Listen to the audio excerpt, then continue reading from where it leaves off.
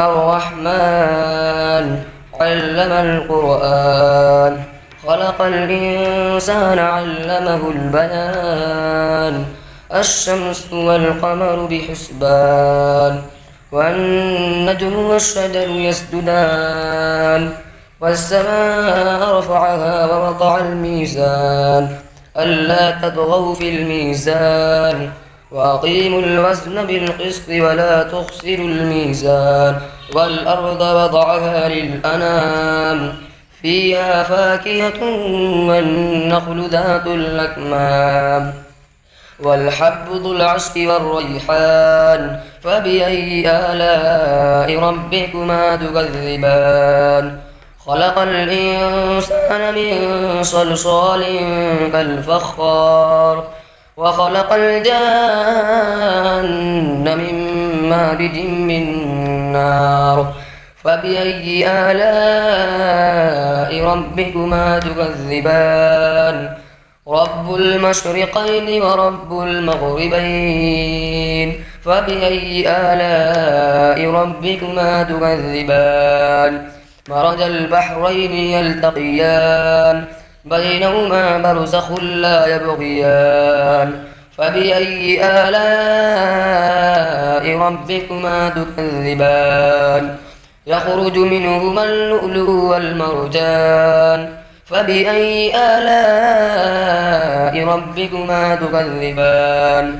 وله الجوار المنشآت في البحر كالأعلام فبأي آلاء ربكما تكذبان كل من عليها فان ويبقى وجه ربك ذو الجلال والإكرام فبأي آلاء ربكما تكذبان يسأله من في السماوات والأرض كل يوم هو في شأن فبأي آلاء ربكما تكذبان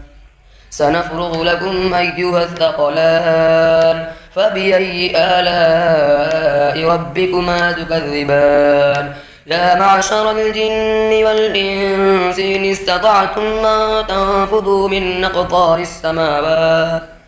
من أقطار السماوات والأرض فانفذوا لا تنفذون إلا بسلطان فبأي آلاء ربكما تكذبان يرسل عليكما شواظ من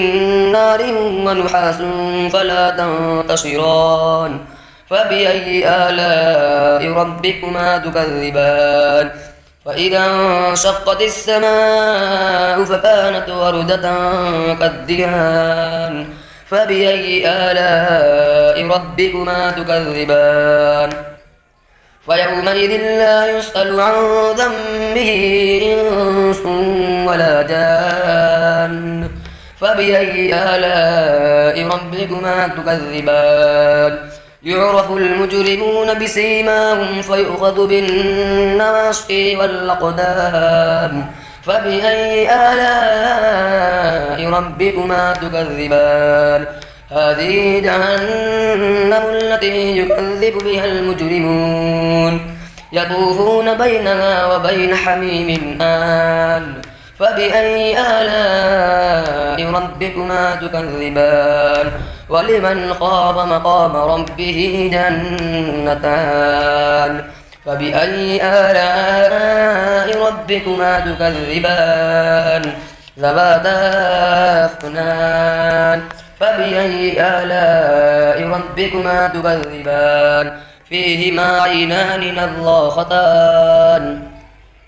فيهما عينان تجريان فبأي آلاء ربكما تكذبان فيهما من كل فاكهة زوجان فبأي آلاء ربكما تكذبان متكئين على فرش بطائنها من استبرق وجنى الجنتين دان فبأي آلاء ربكما تكذبان فيهن قاصرات الطرف لم نطمثهن إنس قبلهم ولا جان فبأي آلاء ربكما تكذبان كأنهن الياقوت والمرجان فبأي آلاء ربكما تكذبان هل جزاء الإحسان إلا الإحسان فبأي آلاء ربكما تكذبان ومن دونهما جنتان فبأي آلاء ربكما تكذبان مدهامتان فبأي آلاء ربكما تكذبان فيهما عينان نضاختان فبأي آلاء ربكما تكذبان فيهما فاكهة ونخل ورمان فبأي آلاء ربكما تكذبان فيهن خيرات حسان فبأي آلاء ربكما تكذبان حور مقصورات في الخيام فبأي آلاء ربكما تكذبان لم يطمثهن إنس قبلهم ولا جان فبأي آلاء ربكما تكذبان متكئين على رفرف خضر وأبقري حسان فبأي آلاء ربكما تكذبان تبارك اسم ربك ذي الجلال والإكرام